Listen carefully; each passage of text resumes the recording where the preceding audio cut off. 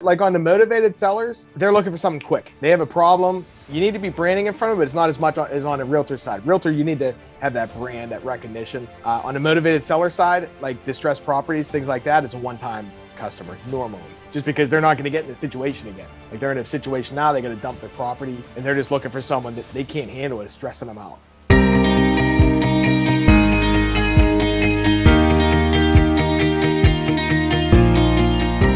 Welcome everyone to the Casandra Properties podcast. So we are joined today by Bryan Driscoll, who's the co-founder of Motivated-Leads. We're gonna jump in and talk about a really exciting opportunity that's kind of becoming more popular in the market that deals with seller leads. We're going to get into Bryan's history and how he got to where he is today. I have personally gone through and been following the content for a while now, folks.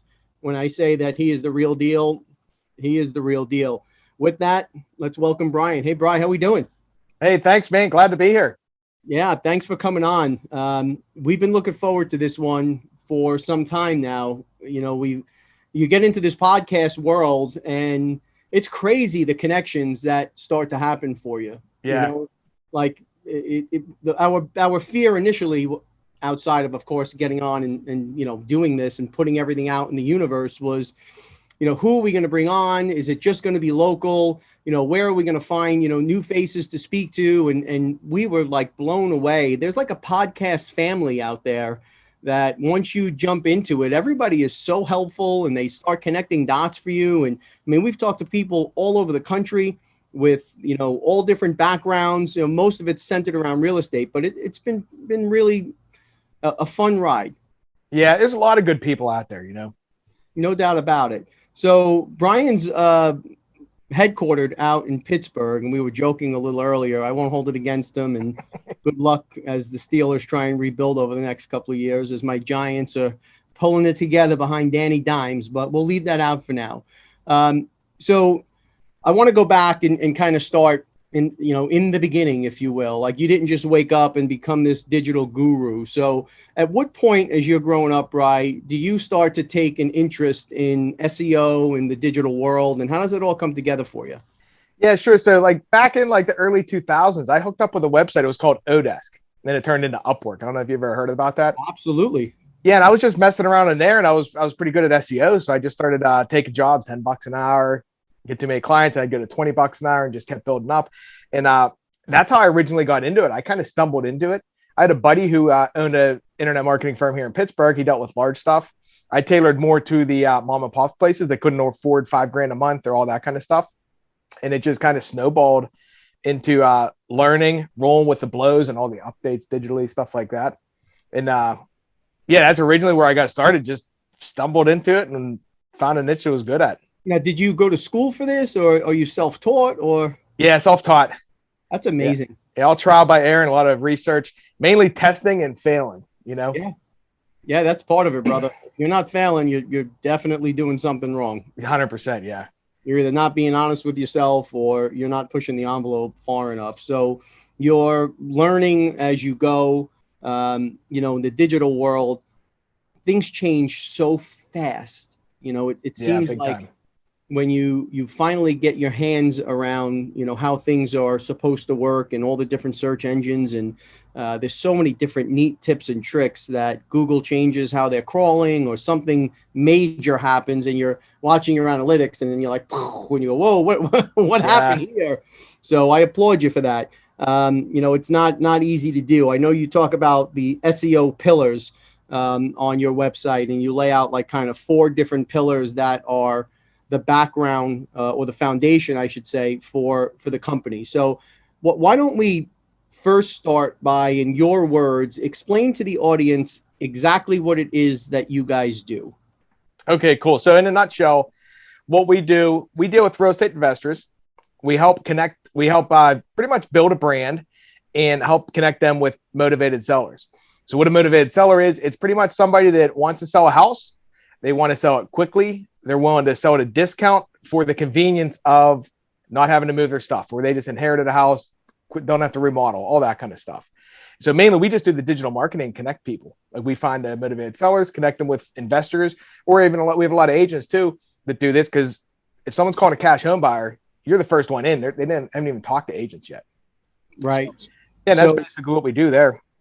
So are you doing just like SEO work and building the brand, say on a website, or are you doing ad placements? Are you doing, media buys? Like, how far does it go? Yeah. So what we do, and I usually do it in this order. I do Facebook ads, depending on people's budgets. We start with Facebook ads just because I've seen a high close rate or a high conversion rate from lead to deal. And then we'll do SEO. Facebook's quick, so you're paying to be there. You put up a campaign, you're getting leads in like 2 weeks. SEO is slow, has a really high return on investment, so we normally add that next. You're waiting like 4 to 6 months to see results, but you're not paying for those results, and you get returns on it. And then we do Google pay-per-click as the last one. Google pay-per-click's decent too, but with motivated sellers, we find a lot of people that are searching around, they click all 3 ads at the top, fill out forms, so you got like immediate competition when you're going out to meet people. So we have a little bit lower conversion rate on Google. Interesting. So, all right, for some of the audience that are really like, deal people and they're into the trade side of it, they're not into the marketing side of it. Just explain, in a couple of minutes or less, what is SEO? Sure. So SEO is ranking in a free section of Google. So Google has, say someone types in sell my house. There's going to be results. There's going to be 3 ads at the top, sometimes 4. There's going to be a map section underneath it, and then there's the results underneath that map. So SEO is ranking in the maps and also ranking in the free section of Google. And what you're doing is you're optimizing your website just to be relevant so that the search engine can understand what your website's about. And we're hoping that we can be the most relevant and rank number 1. And then when you rank number 1 or you rank in the top, obviously you get more traffic than if you're ranking on number 10. So mainly we're just trying to get to the top of the search engine and get traffic to the website without paying Google to send us that traffic through Google pay-per-click. Okay, so to explain for the audience the different methodologies Bryan's talking about. So the first step, I guess, is the brand, right? We want to put together a website. Logo, all that kind of stuff. Right. So we want to present ourselves as professionals or experts in this area, and Bryan's team is going to work with you to build the website, which is kind of the mothership. And then imagine that, off the mothership, there's different spokes, right? There's ways to drive traffic to that website. And the 3 he had just touched on were SEO, which is, again, it's a slow burn, especially down where we are in New York City. There's a ton of traffic, right, that we're competing against for SEO. So, I mean, we have a full-time CMO who's been with us for years. He came out from Apple. He's brilliant. And it takes a long time, right, for in a competitive market to organically start to appear in the searches that are relevant for your business. So if you want to buy homes or if you want to sell homes or whatever it may be, Bryan's team is going to do I assume you guys do an analysis to see actually what the keywords are, because one of the exercises we went through that I thought was so interesting was, when we were first getting going before we had Pete with us, and they talked about SEO, we gave terms that we were like, we want to be found for these searches. And what we came to find out was the way I would search for a home, meaning literally the words I would type into the search bar, was very different than how Bryan searches for a home, Pete searches for a home, Susie searches for a home. And we were only going after the searches that were built off my brain. Right. I was at the head of the company. So it was, this is the way we're going to do it. And then when Pete came along, he was like, no, stupid. People don't think the way you do. And he ran these searches of all of the different keywords, the volume, the competition, the price. And I was shocked at some of the terms people put in for, the topics that we were trying to cover. It was totally different than what I thought people would be searching for. I assume that's part of your process. Yeah. And you know what? You even, speaking of keywords too, you even have to think from intent. So you have like informational traffic and informational keywords and transactional. So say someone that types in sell my house fast. That's a different intent on how to sell my house. Some people are looking for information. They want to do it on themselves. Some people are they're looking for an agent, or they're looking for an investor, or the difference is sell my house versus sell my house fast. Someone that sell my house, probably looking for an agent. Sell my house fast, probably looking for investors. So it's all those different things you have to account for, and then make sure you're not just trying to rank and get traffic that's informational unless you want that, because they're just looking to read and they're going to bounce. So your charts will look good, but your phone's not ringing. Wow. You know, think about that from an intention perspective. Yeah. Which makes all the sense in the world, right? Sell my home fast. If you're an investor, you know, and you're ranking organically, that's got to be a distinct advantage. Right. And then even on informational stuff too, you can get people that come to your blog. Hey, how do I sell my house? Or how to get extra money out of my house when I sell, looking for tips like that. They come there and you can remarket them on Facebook. You know, they're looking to sell their house now, probably in the next 6 months. So you put your ads in front of them saying, hey, we can either buy it or list it, stuff like that. Because you get the informational people and then you retarget them. Just like when you look at shoes on Amazon, they follow you around. Do the same thing here. So that is absolutely brilliant, by the way. So you're taking people who are searching purposefully for an action today that's going to result in another action 6 months from now, and right. Start to serve them ads through the different medias. Yeah, just get your brand in front of them so they know you so they know you by the time they are ready to do. Hey, I've seen you guys all over the place. That's good stuff. So we're going to build the website. We're going to go through the whole process, guys, because I'm going to do this with Bryan's firm. So you're going to build a website. We, of course, have a website, and we're a different animal altogether, but we're going to start from the beginning. We're going to build a website. Bryan's team is going to run a bunch of different analysis on keywords, key phrases, some that are informational, some that are action driven. Great. So now we've got our pretty website up, and I'm sure you're going to recommend a blog section, right? And yeah, blogs are nice. So are you guys writing the blogs, or? You know what? We work with companies differently. So a lot of times guys say, hey, you know what? I don't want any part of it. If you can handle it, great. And then a lot of people are like, you know what? We got people in house that want to write, and they know our business. Can you do the keyword research and kind of consult and pretty much teach them how to write SEO optimized content? We can do that too. Okay. So you'll do the homework, and then you'll have a few sessions like, hey, here's the keywords you want to go after for this action. Here's the keywords you want to go after for this action. You're writing the blogs. They're taking their unique pictures, right? All of those things that are important for the ranking. Right. Normally they'll come up with the topics. So like, hey, we want to write on these. Go research it. So we'll research it and then map it out for them. Like, okay, put this in the title tag, meta description, these keywords here. And just pretty much teach them what to do. Got it. Okay. So my website is up, and I've got some blogs that I'm populating as often as I can. And now I don't want to sit around and wait for, 8 months, 6 months, a year for Google to find us, authenticate us, verify our data is valuable and unique, and start pushing us up in the ranking. So we say, Bryan, we don't have a year. We need to start producing leads now. What's next? Yeah, that's where the paid ads come from. So now you can pay Facebook and you can pay Google. You can pay other places too, depending on your audience. I just know Facebook and Google are pretty good for like finding sellers. And you pretty much create ads. You pay them for the placement, and they push your ad in front of the people that you're trying to get in front of. And that's fairly quick because you're paying them to be there. The only thing is, like, paid ads are like renting a house. SEO is like owning a house. Once you stop paying the paid ads, traffic's gone immediately. SEO, like once you start doing your blogs or anything, you're still holding your ranks, at least for a while, Got it. So the activity we want to start right away, who's producing the content, the imagery, making sure there's brand continuity, who handles all that? Yeah, we normally handle everything. We have a whole design team. So normally we bring a client on, they go through fill an intake questionnaire. They're going to give us we look at house images, stuff like that. We match everything to their brand. Everything's custom. If people have, like, a lot of people have testimonial videos, stuff like that, we could use it and banner it, make it the right size. But otherwise we handle everything for most people because most guys don't know how to make the ads. Okay. So I don't have to be, a digital guru to get this thing rolling. You guys will handle even the placement on Facebook. Yeah, it's white glove. Like, literally, you fill out an intake questionnaire, we design everything for you, we write all the content, we send it to you, you approve it, and you're done. Okay. So now the leads start to come in from, let's say, Facebook ads or Insta ads or whatever it is that you guys are placing ads on. They start to flow to the website while your website is organically coming up to the top. You mentioned something earlier before that I thought was really interesting.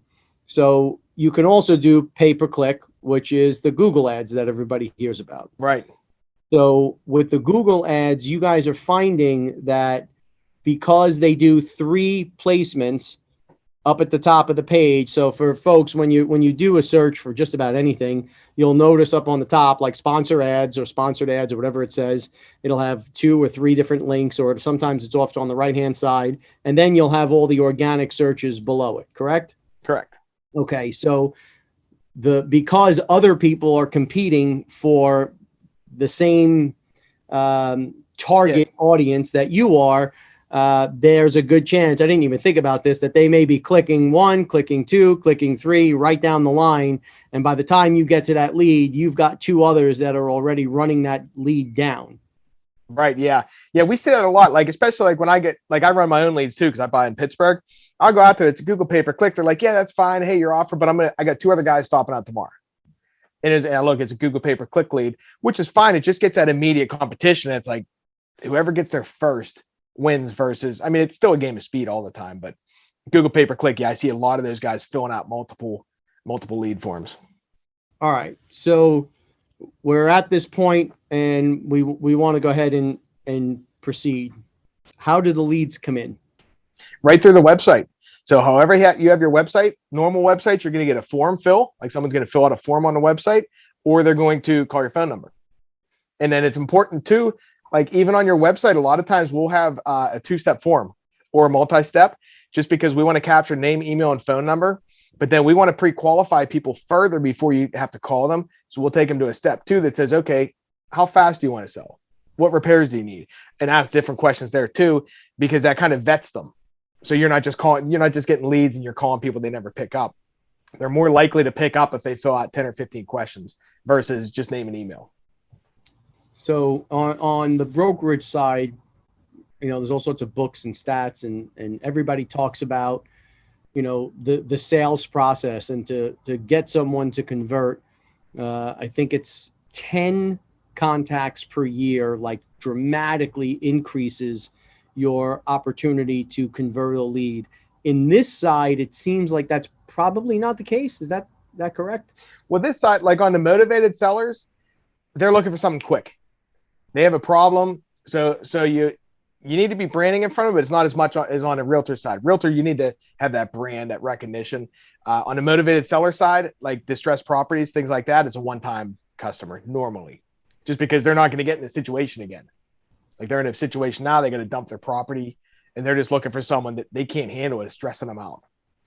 So where are you guys doing this currently? You mean the marketing or the buying? Like, well, where do you have, not you, where you're personally doing your portfolio, where are you doing this for clients geographically? Oh, all across the US and Canada. Really? Yeah. And are there... I got a guy in Puerto Rico too. They're crushing it. Huh. So is there like a particular region, or let's not even say a particular region, is there, like typologies that are more productive, like, urban sprawl versus the suburbs versus, big time cities, or, does that matter? It does to an extent. So the way it works is that on Facebook, for example, the higher the population you're marketing to, usually you're going to get the cheaper lead cost. But also, if you look in California or up where you're at in New York, you're going to have a higher lead cost just because of the property value, stuff like that. But normally, like I'm in Pittsburgh, we got a 2 million population. So we're not super big. And our lead cost might be like 50 to 70 bucks. California might be like 125 bucks, which is still decent. And like I get a 10% close rate when we get leads. So they're not like garbage. They're high quality, high intent. But different regions, I mean, every area is different. Like some areas I think aren't going to crush it. They just crush it. And then some areas I'm like, I think we could do really well. And I'm like, oh, their audience just is not engaging, So a 10% close rate, is that your close rate personally, or is that a company close rate? That's what I have in Pittsburgh on average. Yeah, we're getting like 10% of the leads that come in, we do something with. And I hear from a lot of investors, they're getting around that same number too. That's astronomical. If you're talking about, leads in this area of 125, I think you said. Yeah. So it's a, $1,250 investment is going to lead to a transaction. Yeah. Okay. So let me make sure I got this straight, because that seems free. So if you hold a 10% close rate, for the audience here, and you're at $125 cost per lead, that basically means that all said and done, the investment that you're making, it's $125 per lead. You get 10 leads. If you're in the 10% that Bryan's talking about, you're going to close one of them. So for Right. $1,250, you're going to have the opportunity to buy a distressed property in whatever region that you're in. For this example, we're talking about bigger cities. I mean, that seems to be like too good to be true, to be honest.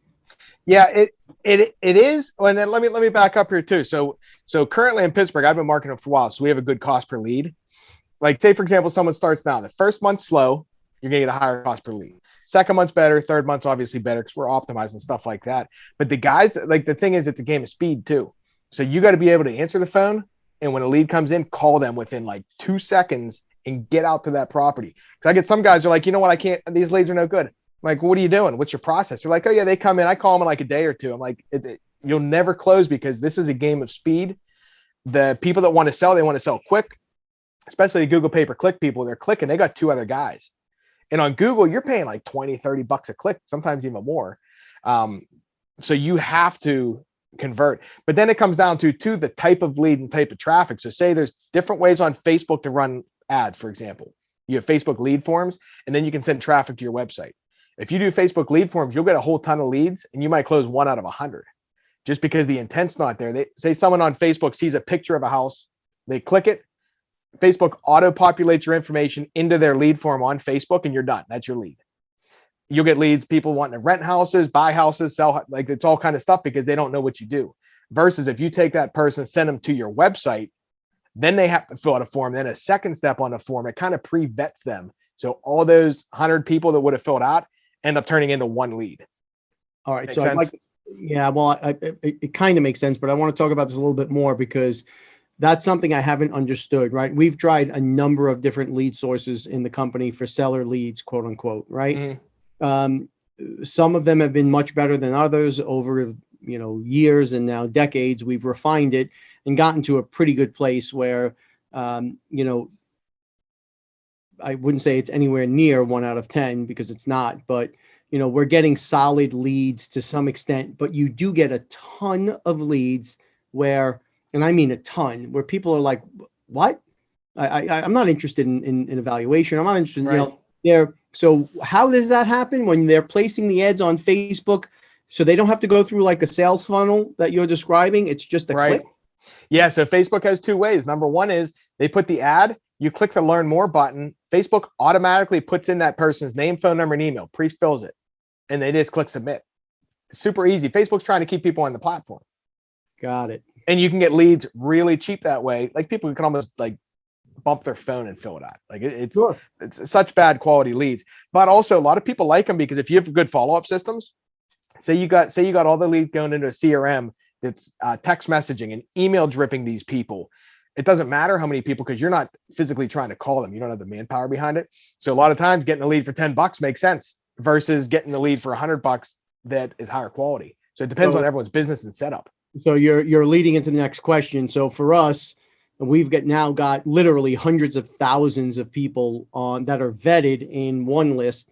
And then it has to be 1 million plus on another list, which are these softer leads, which come in and they go into the CRM, and there's the automated campaigns that go out and contact and all the good stuff that we can now do automatically that just kind of brand awareness and, getting people to recognize. A lot unsubscribe, but a lot don't, right? A lot just kind of hang in there. And then, 2, 3, 5, 7 years from now, they're doing a transaction and they're like, we're top of mind, right? Because we've been kind of hitting it. So on your platform and the website that you're going to build, is there a CRM component that goes with it? Is that a necessity because it's such like a quick thing? It depends. So yeah, I do like the CRM. We don't currently provide one, which we may in the future, because most of the people, there's 2 different types of people selling. There's number one, hey, I need to get rid of this thing now.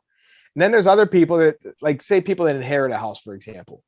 They're not as in dire strait, but also they don't want to go stick 50 grand or 100 grand in the property to fix it and list it. So, but they got 10 people in a family or 8 people in a family they got to talk to. So those are the people you want to nurture and stay in front of. And you don't want to just spam them either. You want to give them good quality content and things like that to give them value so that it builds your credibility versus just spamming them all the time, you know? So there's different things there. I always recommend follow-up. The follow-up's huge because, like you said, like 7 to 10 times, 7 years down the road, someone needs to sell a house. Now they know you. Yeah. You know? Okay. So my leads are starting to come in.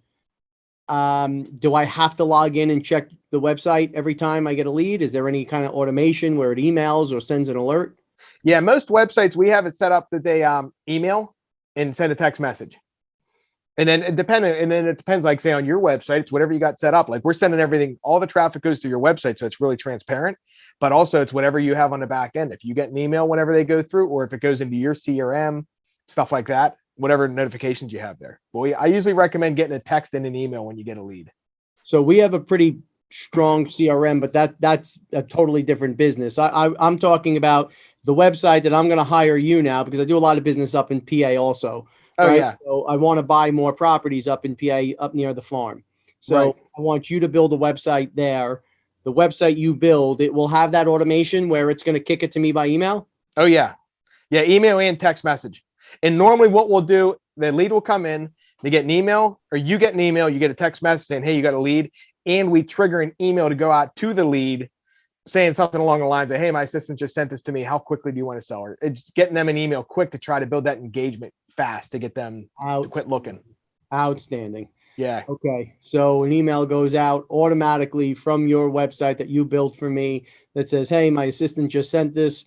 You know, I'll be calling you shortly. How quickly did you want to sell? I get it. I'm in the middle of a meeting. I call as soon as I'm done, or I get it and I'm not in the middle of a meeting. Boom. I hit it on my phone. I assume the number links. I can auto dial and I get them on the phone within literally seconds from the time it comes in and then gets out to me. Yeah. Like sometimes people will call them up. They're like, I'm not even done filling out your step 2. Like you're getting it that fast. And if you can call them that quick, they like that. You're jumping me again here, Bryan. You Pittsburgh fans are all the same. So my next question was, how fast are you turning these things around? Quick. Like, you mean when the lead comes in, you got to call them ASAP? No, so the way you've set up the infrastructure. Oh, yeah. Getting lost in cyberspace somewhere for an hour. As they're filling it out, they hit submit. Is it seconds, minutes before it hits my website and then kicks to me? Yeah. So you're talking about when the person fills out your form? Yeah. So I'm filling out the form, right? Yep. I found your ad. I'm filling out the form. I hit submit. How long right there, done. Go through cyberspace and get to you? Yeah, like 1 second. It's almost immediate. Wow. Yeah. Okay.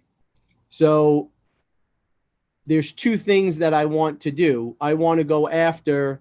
Now we're going to talk about me personally, right? So I want to go after and buy more properties locally where Sure. I have, a real estate company. We've got brand recognition. You know, we've got, I was noticing, I was laughing as I was going through all of your stuff. I'm like, is he on all the standing platforms? Check. Is he Forbes Council? Check. Like we're on all of the same, places.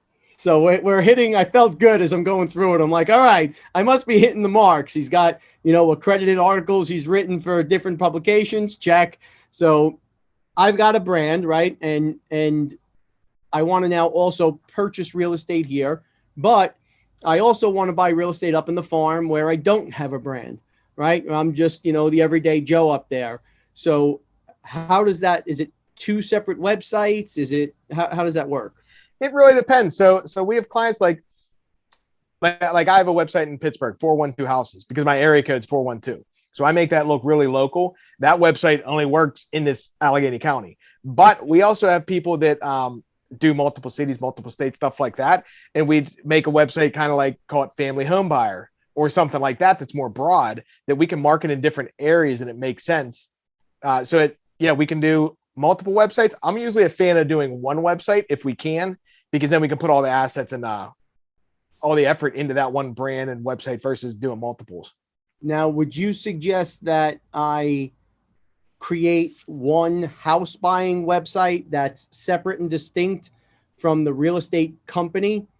In other words, like on my site, there's all my branding, all my blogs, all my articles, all the press, all the awards, all that stuff. Do I build a separate website if you're me, or do I want to funnel it all into the Casandra Properties website? I'd normally build a separate one. We have to look at compliance and everything too, like what you're allowed to do, all that kind of stuff. But normally we want a website that's super direct.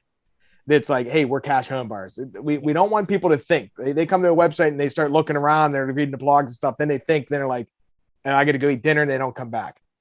So normally I'd have a home buyer website, or we have some clients, we use like a real estate platform for some of these websites, and they have we buy houses, or the offer is we can buy your house cash, but if not, we can also list it for top dollar. So you can have like a hybrid site too. But normally on the brokerage side, they have like a different, the call to actions and stuff aren't as strong. So I normally set up a separate website there. So, okay. So we're going to now set up a separate website. What happens like for SEO and whatnot? Am I competing against myself? Is it good the more that we have, just raising the bar? What do the dynamics look like for that? See, it depends. So in your situation, I mean, so you got a pretty big brand. I mean, it might be worth building a separate lander on the back of yours. For SEO purposes, we're targeting two different things. So if you have a brokerage and you have a cash home buyer site, it's two different, like it's the difference of targeting sell my house fast or sell my house. So we're targeting two different audiences, two different types of blogs. So you're not really competing there because we're not going after the same stuff. If that makes sense, It does. I mean, it is a totally different dynamic, right? Yeah. Like, when I'm the real estate broker, which I am 99% of the time, my fiduciary is to my seller. There's a very strict confidence that we take exceedingly serious.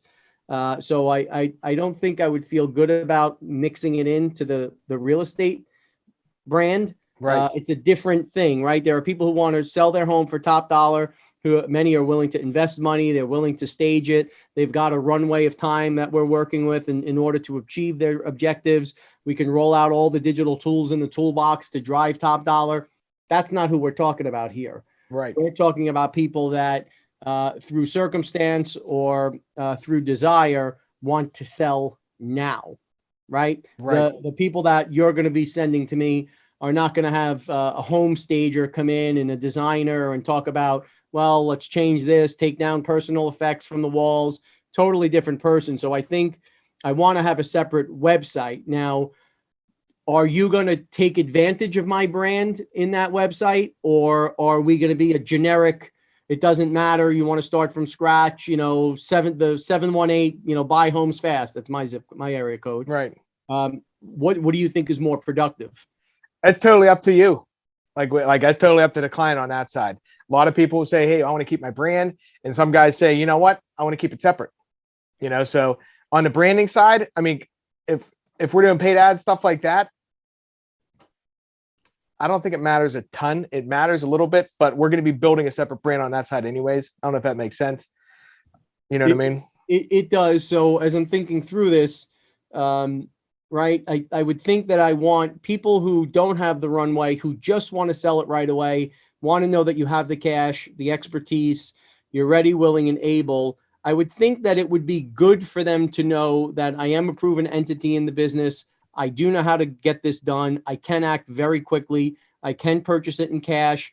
I have title companies. I've got everything lined up that I need to make this happen. So I would think my personal brand, right, take the Casandra Properties out of it, but James Prendamano, the entity, now he's got expertise, so he can deliver. Right. That's a good point. Yeah. Because we do, whenever we're doing the brand on the We Buy Houses side and cash home buyer, you want to look credible. You want to look like you can purchase a property. You can do it quickly, but you don't want to look like a big corporation is going to come in and clobber them. Right. So, yeah. So, and same thing on that. I'm thinking even too, when you're talking about with the brand, like a lot of these guys, a lot of people are creative too. They're like, hey, we can come in and buy your house. But also if you don't want to sell it, a lot of guys will come up with creative things like, hey, we'll fix your house up or we'll do something and then we'll list it for you. And then we work something out on the profits. stuff like that too. So there's all kinds of different creative ways that guys in the brokerage figure out ways to help people out.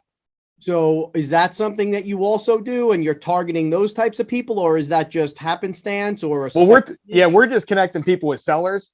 I just talk to all these guys that have all these different ways of helping people sell their house. Some guys are like, you know what? Some of these people, they want to sell it. They want to make but they don't have the money to remodel it. So we'll say, hey, we'll remodel it and then we'll split what the difference is or whatever, you know?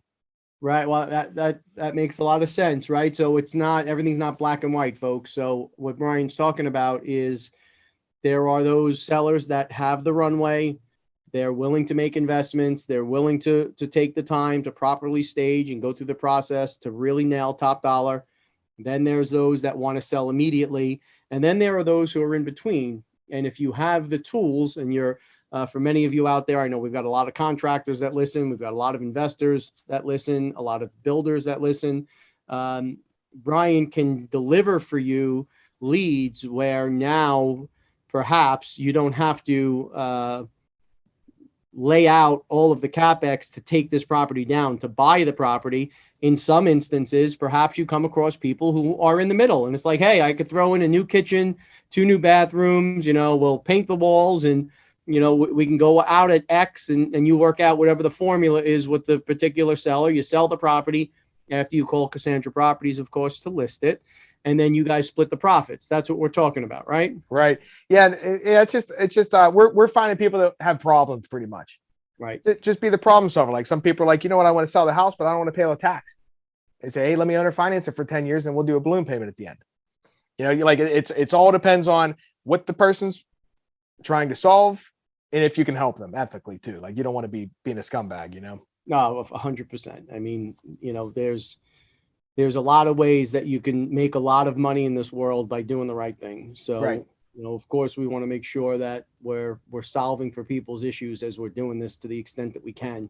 So, Bryan, I want to do this here in Staten Island, but I also, as I had mentioned, have a farm up in Pennsylvania. So when I'm up there, because I'm a lunatic, what I enjoy doing is I enjoy working. I enjoy business, right? Yeah. So I've done a few up there, but it's difficult to kind of crack into the network if you're not from there. Right. So would you now create a separate website for up in PA? And that would be totally separate brand, totally, because I don't have a known brand there. I mean, people can read about me and be like, oh, okay, this guy knows what he's doing, but he's also from New York. He's a city slicker, and it may be kind of a negative connotation. So would you set a separate website up for that program as well? It would depend. I mean, if we could position it, I would probably keep it under one. I mean, it depends on how we position it. So we can position your credibility and everything. That's a good thing. It's not like like people want to see, okay, you can do what you're saying.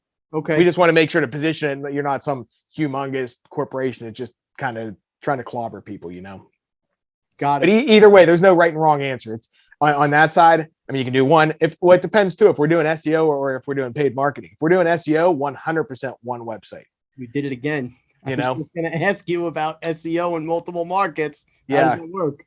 Yeah. So on the SEO side, we want one website just because like we got on-page SEO, which is fixing everything on your website. That's the words on your website and pretty much everything on the actual website. Then you have off-page SEO, which is link building the website's authority. If we have 2 websites, we're diluting all of our efforts. We're writing double the blogs on 2 different websites, building links, splitting them in half, going to different places versus having one website that really ranks, that you can have your homepage. Then you can have an areas we serve page is a first click in, and then target each area that you're going into, have a specific page built on it underneath the same website. Okay. So I want to do this, and I've got the capacity to handle, reasonable volume, right? What's the buy-in? How much do I need to get your company? What's the cost to get your company engaged, to build a website, to start placing ads, to do these things that you're talking about? Yeah, we start at $1,500 a month plus ad spend. And then, it really depends. Like if we're doing the ad spend side, it depends on how much you want to spend. Like that goes direct to Facebook or Google. Building the website's easy. A lot of times for the real estate investors, we just use a platform like Carrot. I don't know if you ever heard of them. Yep. They're only like $69 a month. So it's not like a ton. We build it for you. We don't charge. We normally will build brands for people included, which is crazy. Like we'll make 3 logos, send it to you. You pick which one you like. We build the website, get that all up. We build everything for you. We try to over deliver. We're trying to build relationships with people, not front load stuff, you know? So 1,500 a month and plus ad spend. So now in that 1,500, are you guys like tweaking and refining keywords, and are you doing that, or is that just the monitoring fee? What's in that 1,500? Yeah. So on SEO, we got a couple different things. We got on-page optimization and off-page. So what we're doing is constantly creating content, blogs, optimizing the website. And then for link building, for anyone who doesn't know what that is, it's getting content on other people's websites and they link to your site. Kind of counts like a vote.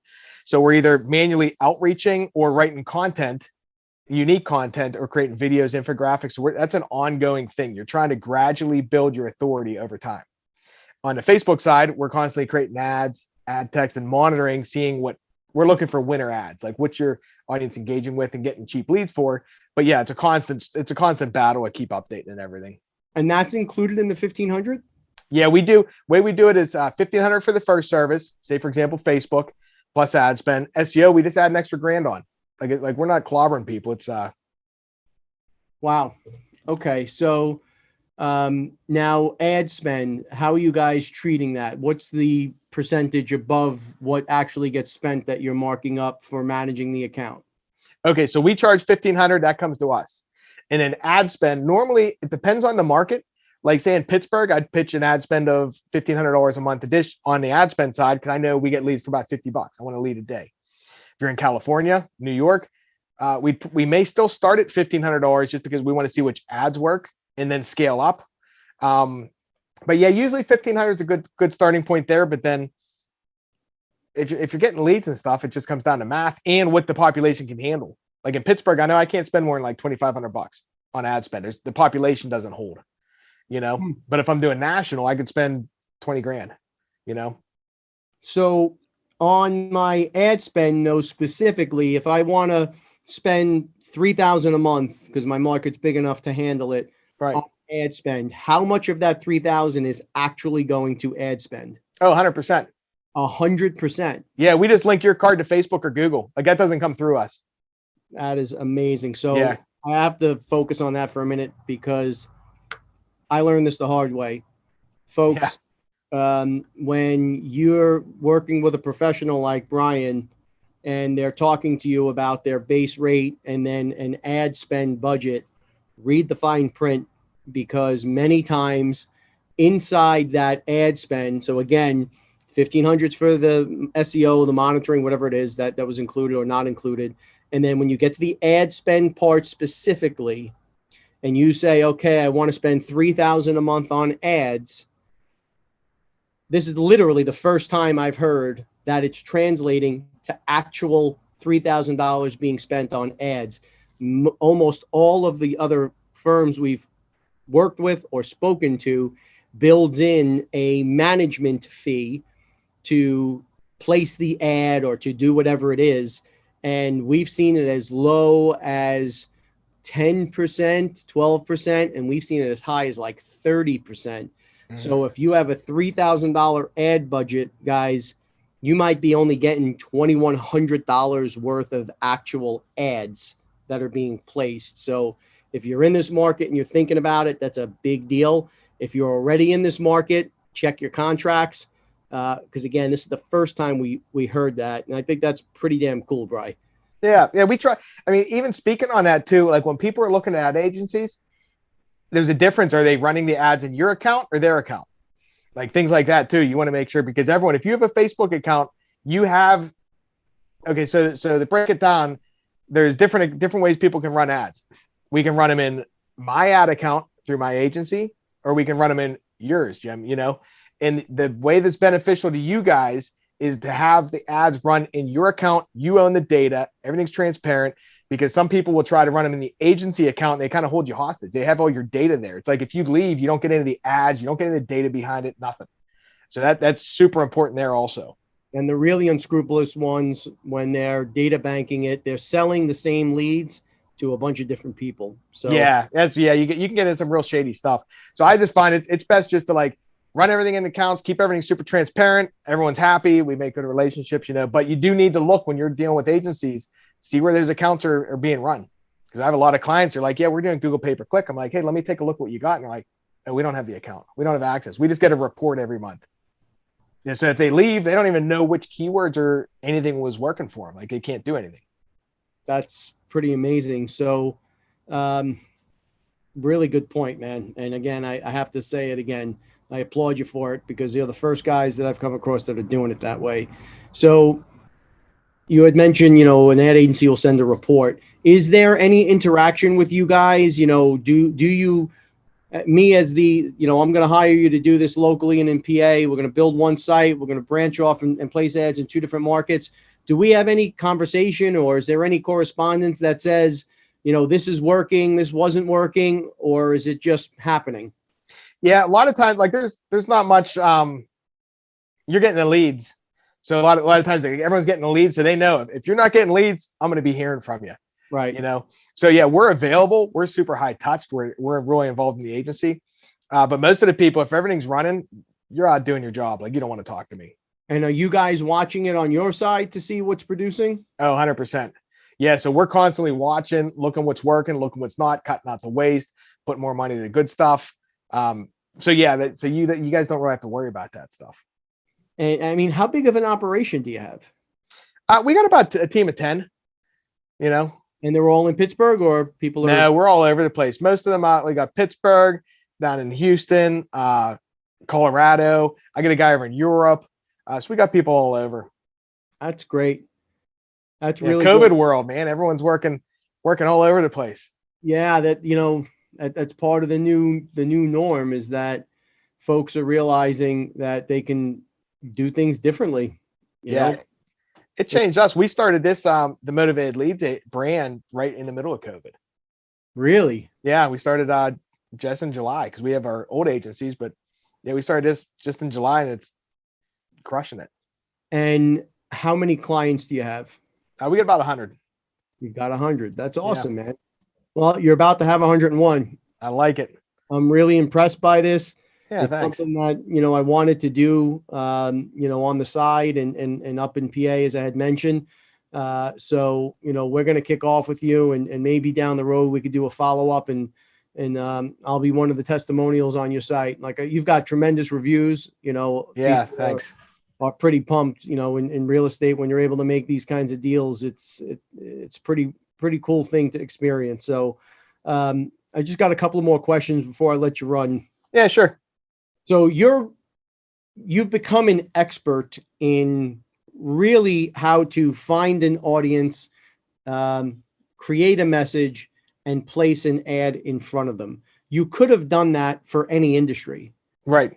Why did you land in real estate? I like people in real estate. I like investors. I'm an investor myself, so I understand it really well. I do investing on the side. Like I buy like 5 properties a year, maybe, and I buy them, put like 40 grand into them, fix them up, rent them out. I just really enjoy doing it. Like it's just fun. And I like investors. I like people in real estate. They're hustlers. Like they're always moving. It's not like dealing with like an artsy kind of store or something like that. I like the personality of people in the real estate business. Well, really cool, man. I'm very happy that, we kind of came together in this podcast universe. We will absolutely be in touch. I wish you all the best in the world. How do people reach out? Because I'm sure some people are going to inquire. What's the best way to get a hold of you or the company? Yeah, sure. They can just go on the website. It's motivated-leads.com. Motivated-leads.com. Yep. Well, Bryan, I really appreciate the time today, man. Stay safe. Hey, thanks. You too. Take care.